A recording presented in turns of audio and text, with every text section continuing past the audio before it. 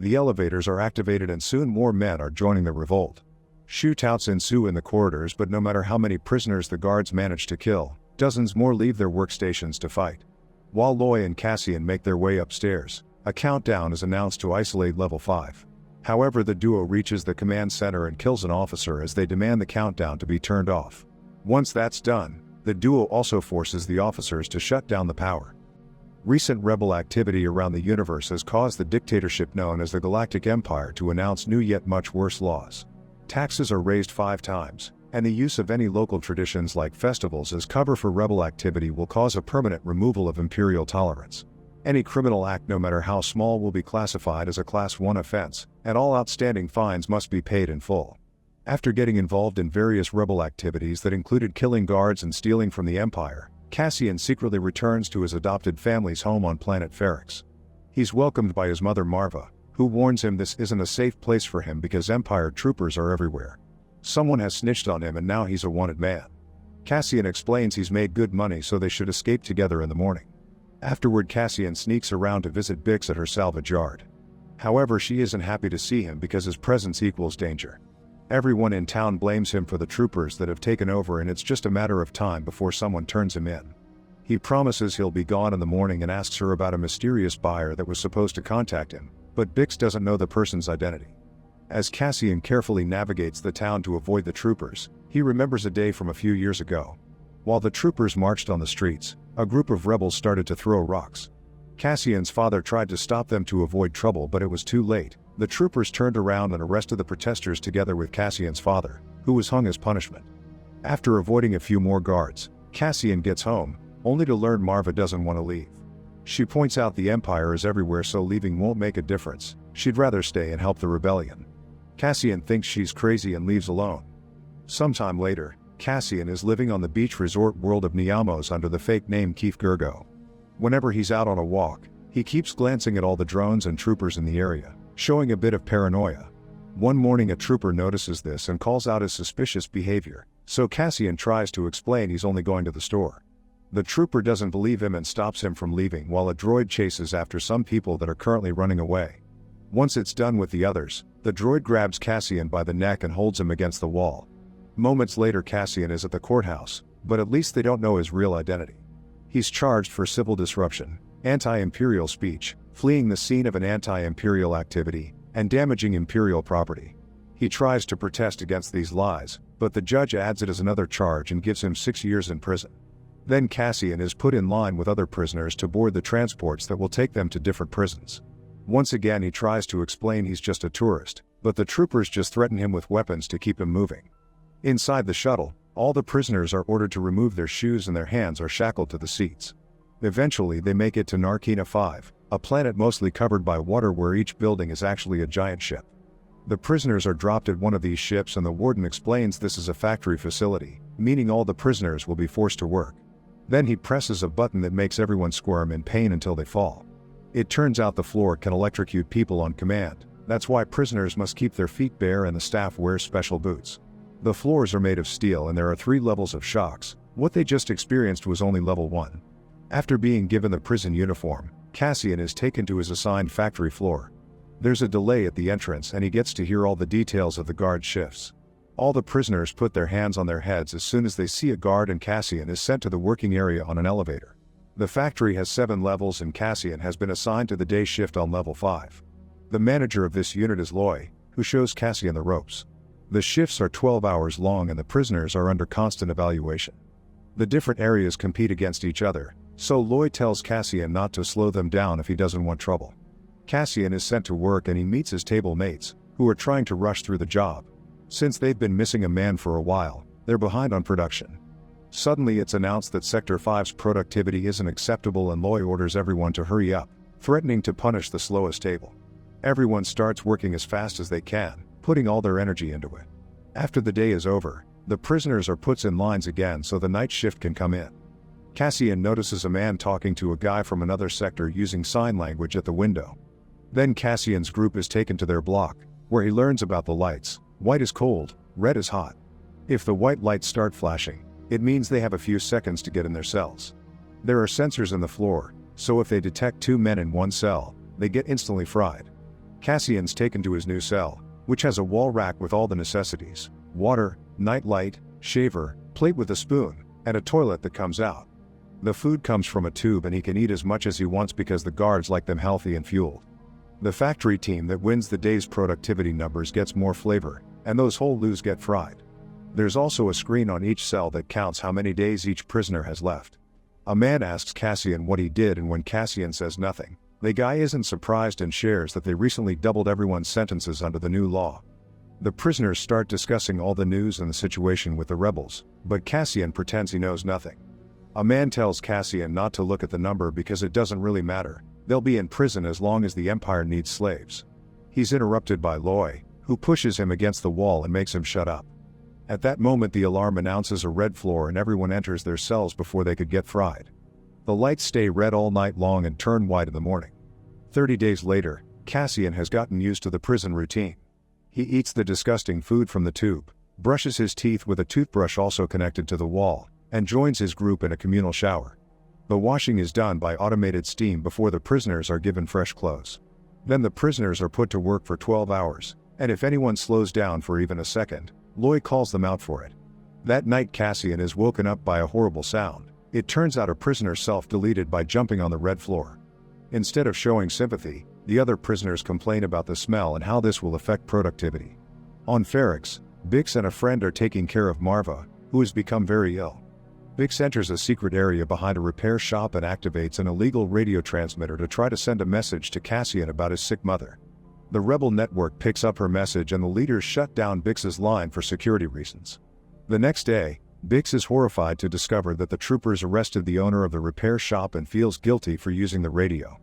The captain sees her in the crowd and calls her name, so Bix immediately runs away as fast as possible. Unfortunately, the guards soon catch up to her and she's captured too. She's then taken to Lieutenant Miro for interrogation.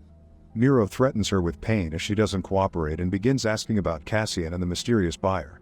When Bix points out Miro won't believe anything she answers, Miro authorizes torture.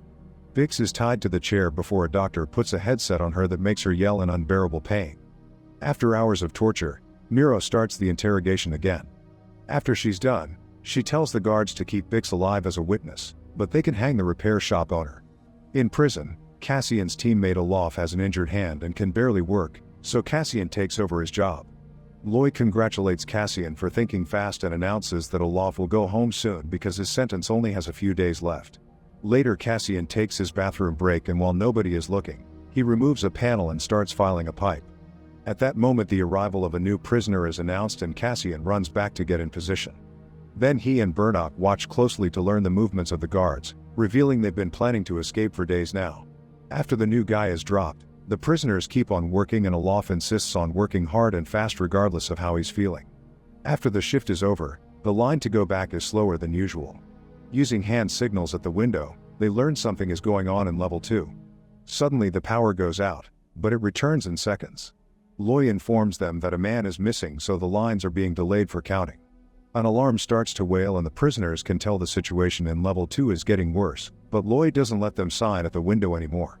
Then a voice announces that they want everyone to behave tonight or they'll activate the floors without warning.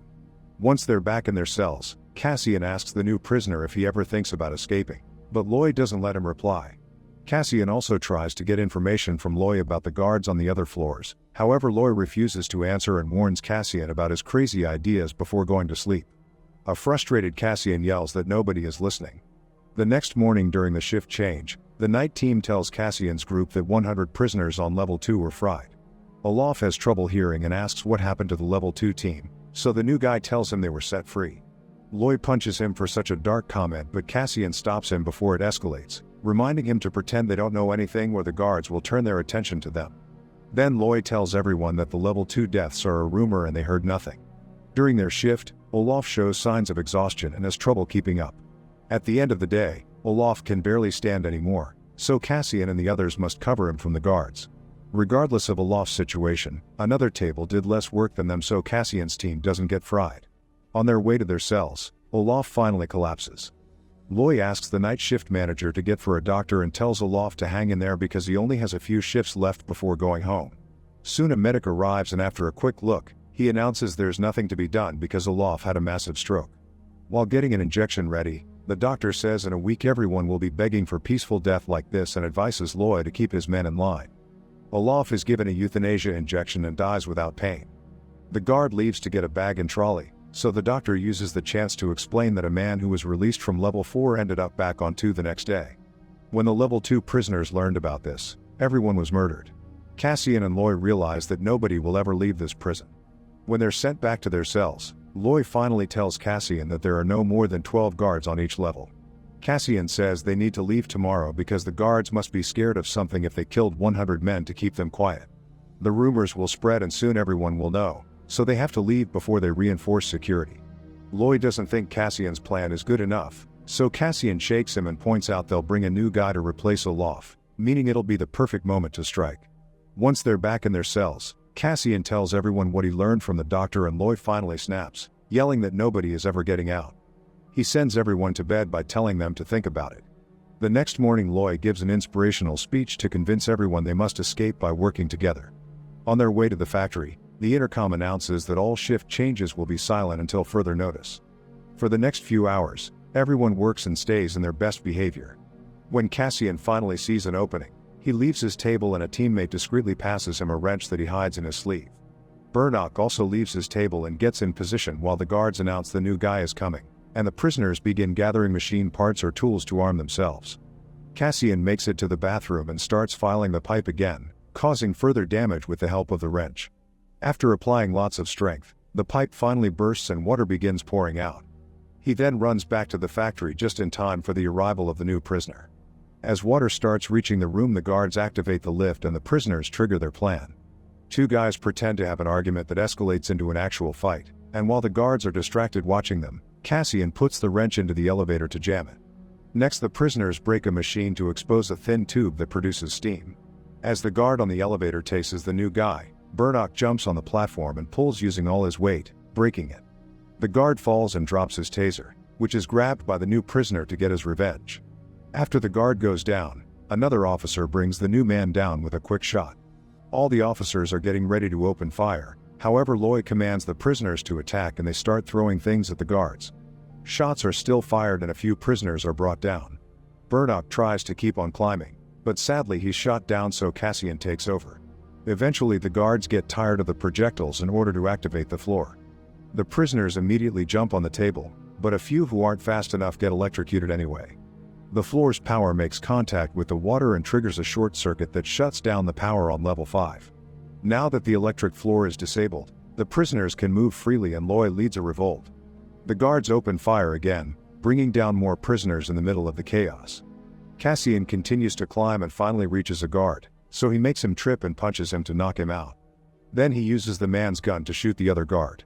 Now Loy and the rest of the prisoners can climb too, while Cassian kills the guard at the control panel. Meanwhile, on the other levels, water has started to leak through the machines. Soon the prisoners reach the weapon closet and everyone gets armed. When more guards arrive, they immediately get shot down. The control panels in other levels begin warning about water issues too, and more officers are sent to investigate.